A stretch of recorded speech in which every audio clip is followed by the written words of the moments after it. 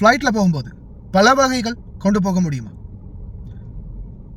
ரீசெண்டாக நடந்த விமான விபத்தில் கிடைத்த ஒரு சில உண்மை தகவல்கள். கார்கோ 1 மீட்டர் பெட்டி, ஒரு ஸ்மால் கார்ட்டூன் பாக்ஸ் வெறும் 60 தினாரில் உங்களுடைய வீட்டுக்கே கொண்டு போய் கொடுக்கறதுக்கு லைன் எக்ஸ்பிரஸ் கார்கோ ரெடியாக இருக்காங்க. அஸ்ஸலாமு அலைக்கும் வரஹ்மத்துல்லாஹி வபரகாத்துஹு. அன்பார்ந்த அனைத்து உறவுகளுக்கும் இனிய மதிய வணக்கம். நிறைய பேர் ஃப்ளைட்டில் போகும்போது பல வகை எடுத்துகிட்டு போக முடியுமா அப்படின்ற ஒரு கேள்வி கேட்டிருந்தீங்க. இதுக்கு முன்னாடி நான் ஒரு வீடியோ போட்டிருந்தேன். அதில் பல வகை எடுத்துகிட்டு போகலாமா அப்படின்னு கேட்டிருந்தீங்க. பல வகை கொண்டு போகிறது முற்றிலும் தவறு. கொண்டு போகாதீங்க. ஏன்னா ஏர்போர்ட்டில் எடுக்கிறாங்க. இது வரைக்கும் நிறைய பேர் பல வகை கொண்டு போயிருக்கிறாங்க. ஆனால் கொண்டு போன எல்லாருடைய பல வகையும் திருப்பி எடுக்கப்பட்டிருக்குது. எடுத்து டஸ்ட்பினில் போட்டுட்டு தான் அனுப்பியிருக்கிறாங்க. அதால் பல வகை கொண்டு போகாதீங்க.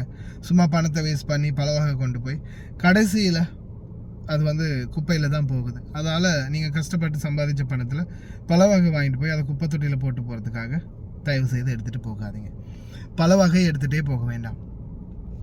ரீசெண்டாக நடந்த ஃப்ளைட் விபத்தில், அகமதாபாத் ஃப்ளைட் விபத்தில் ஏர் டிராஃபிக் கண்ட்ரோல் டிபார்ட்மெண்ட்டுக்கு சீனியர் பைலட்டான கேப்டன் சுமித் ஷபர்வால் மெய்டே மெய்டே மெய்டே அப்படின்னு ஒரு இன்ஃபர்மேஷனை பாஸ் பண்ணுறாரு. கடைசியாக அவர் சொன்ன வார்த்தைகள் பார்த்தீங்கன்னா, mayday mayday mayday, no power no thrust, going down. அதாவது விமானத்தில் எந்த ஒரு மின்சாரமும் செயல்படலை, விமானம் தரையை நோக்கி போயிட்டு இருக்குது அப்படின்ற அந்த ஒரு வார்த்தை மெய்டே மெய்டே என்று 3 தடவை சொன்னதோட அதோடய முடிஞ்சு போச்சு. இதில் கவலைக்குரிய பல விடயங்கள். எத்தனையோ பேர் ஒரு சிலர் போகாமல் உயிர் தப்பியிருக்கிறாங்க. விமானம் லேட் ஆகினதால் ஒரு பெண் உயிர் தப்பியிருக்கிறாங்க. அதே மாதிரி தன் கண்முன்னே உயிரிழந்தவர்களை கண்டு கவலையுற்றேன் அப்படின்னு உயிர் பிழைத்த அந்த நபர் இன்டர்வியூவில் பேட்டி கொடுத்துருக்காரு. For some time I thought I was also going to die, but when I opened my eyes I realized that I was alive, and I tried to unbuckle myself from the seat and escape from where I could. It was in front of my eyes that the air hostess and others died. After the takeoff, within a minute, it felt like the plane came to a standstill for 5 to 10 seconds. I could feel engine thrust increasing to go up, but it crashed with speed into the building. Everything happened in front of my eyes. I don't know how I survived. அதே போல் இன்னொரு தகவல் ஒன்று வெளியாக இருந்துச்சு. அப்போது seat சேஃபான நம்பர்னு அது 11A தானா அப்படின்னு. 27 ஆண்டுகளுக்கு முன்பு காப்பாற்றிய 11A. அகமதாபாத் விமான விபத்தில் 11A இருக்கையில் இருந்த விஸ்வாஸ் கீழே குதித்து உயிர் தப்பினார். அதே போலதான் 1998 தாய்லாந்து விமான விபத்தில் 100க்கும் மேற்பட்டோர் இறந்த நிலையில் 11A இருக்கையில் இருந்துதான் குதித்து உயிரை காப்பாற்றியதாக நினைவு கூர்ந்துள்ளார் தாய்லாந்து பாடகர் ருவாங் ஷாக் லோய்ச் சுகாத். லோய்ச் சுசாத் அதுதான் அவருடைய பேர். தன்னை போல் விஸ்வாசும் 11A இருக்கையில் பயணித்து உயிர் பிழைத்ததை கேட்டு புல்லரித்ததாக அவர் கூறியுள்ளார். அதாவது 1998 ஆண்டில் இந்த தாய்லாந்து நாட்டின் மிக பிரபல்யமான பாடகர் அவர் அதே சீட்டில் இருந்து தான் தப்பி இருக்கிறாரு. இவர் அதே மாதிரி தான் விஸ்வாஸ் அவர்களும் இந்த முறை 11A சீட்டில் இருந்ததால் உயிர் பிழைத்திருக்கிறாரு அப்படின்னு சொல்கிறாங்க. அதே மாதிரி இழப்பீடு கிட்டத்தட்ட 1 கோடி ரூபாய் இழப்பீடு வழங்கியிருக்குது. அதையும் பார்த்திங்கன்னா நிறைய பேர் அகமதாபாத் விமான நிலையத்தால் 1 கோடி ரூபா கொடுத்துருக்குறாங்க அப்படின்னு பெருமை பீத்துக்கிறதா சொல்கிறாங்க. இது செய்திகளின் அடிப்படையில் பார்க்கும்போது அகமதாபாத் விமான விபத்தில் உயிரிழந்த ஒவ்வொரு பயணிக்கும் 1 கோடி ரூபாய் இழப்பீடு ஏர் இந்தியா வழங்கியிருப்பது என்பது உதவியோ தயால குணமோ அல்ல. மோன்ட்ரியல் மாநாட்டு முடிவு செய்யப்பட்ட விதி விமான விபத்து நேர்ந்தால் குறைந்தபட்சம் தலா 1 கோடி ரூபாய் வழங்கப்பட வேண்டும் என்பது. இதுவும் விமான நிறுவனத்தின் சொந்த பணம் ஒன்றும் அல்ல, விமானத்துக்கான காப்பீடு பணம் தான். அதாவது இது வந்து அவங்களுடைய இன்சூரன்ஸ் போட்டு வச்சுருப்பாங்க இல்லையா ஒவ்வொரு ஃப்ளைட்டுக்கும், அந்த இன்சூரன்ஸ் கம்பெனி தான் கொடுக்குது. அவங்களுடைய சொந்த பணம் அப்படின்னு ஒன்றும் இல்லை அப்படின்றது வந்து தெரிவிச்சிருக்கிறாங்க. அதையும் சில செய்திகளில் வந்து பெருசாக இதை பீலாக விட்டுக்கிட்டு இருக்கிறாங்க அப்படின்ற மாதிரியும் சொல்லியிருக்காங்க. அதே மாதிரி இன்னொரு வேதனையான விடயம், பணப்பிரச்சனையை தாண்டி விமானத்தில் ஏரோஸ்டராக பணிக்கு சேர்ந்து சில காலங்களிலேயே உயிரை விட்டிருக்கிறாங்க இன்னும் ஒரு ஏர் ஹோஸ்டர்ஸ். அதே மாதிரி ஒரு வீடியோ காட்சி ஒன்றும் இருந்துச்சு. அந்த வீடியோ காட்சி சமூக வலைத்தளங்கள்லையும் மிகவும் வைரலாக பரவிட்டு இருந்துச்சு. உண்மையிலேயே வேதனையான ஒரு விடயம். இந்த வீடியோ காட்சின்னு தான் நினைக்கிறேன். ஆமாம், இதுதான்.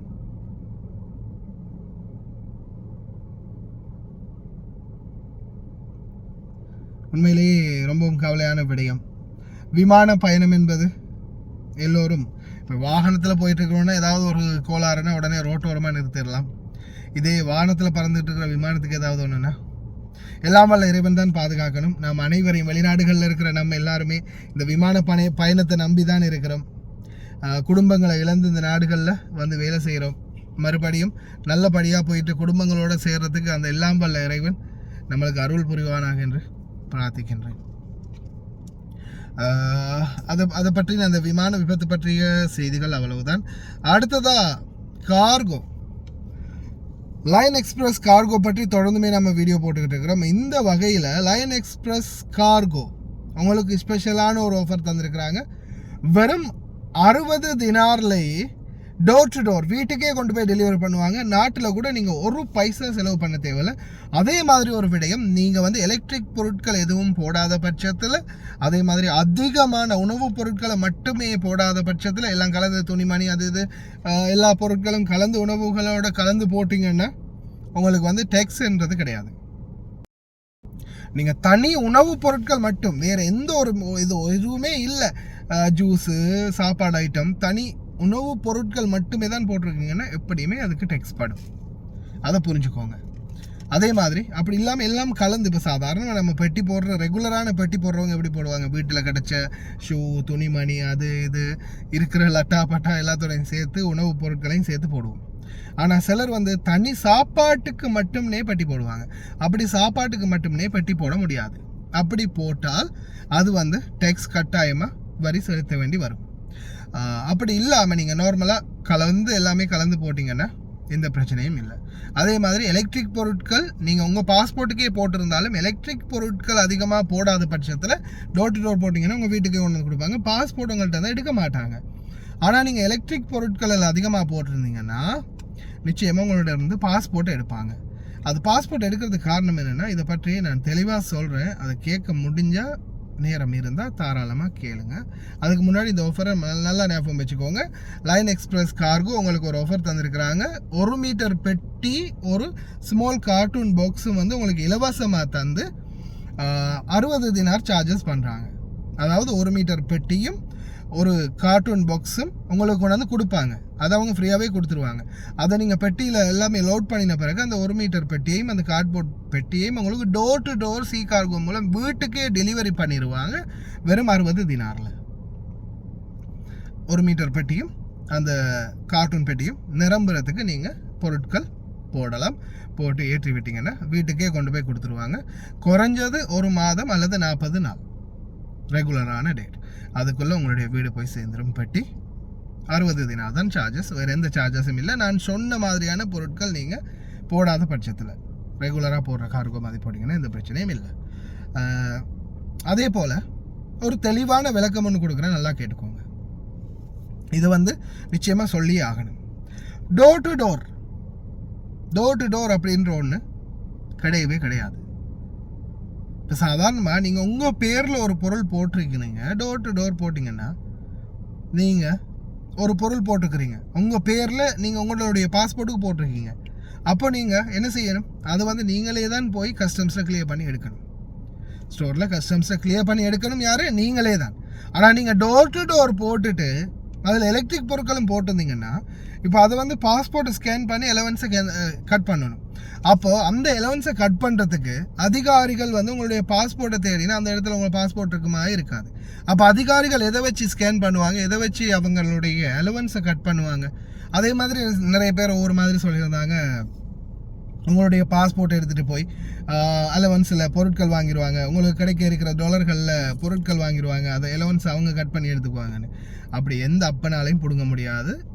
உங்களுடைய அலவன்ஸுக்கு நீங்கள் மட்டும்தான் பொருட்கள் வாங்க முடியும், வேறு யாராலையும் அப்படி பொருட்கள் வாங்க முடியாது, அது அலௌட்டும் இல்லை.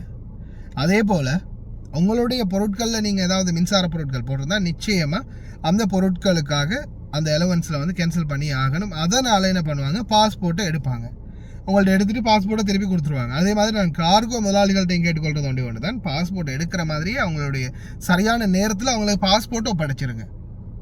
அப்படி இல்லாமல் போனால் கடைசியில் அவங்களுக்கு லீவில் வந்திருப்பாங்க, திருப்பி போகிறதுக்குரிய நேரம் தாமதமாகும். அதால் பாஸ்போர்ட் எப்படி எடுத்தீங்களோ அப்படியே பத்திரமா கொண்டு போய் அவங்கள்ட்ட ஒப்படைக்க வேண்டியது கார்கோவுடைய பொறுப்பு.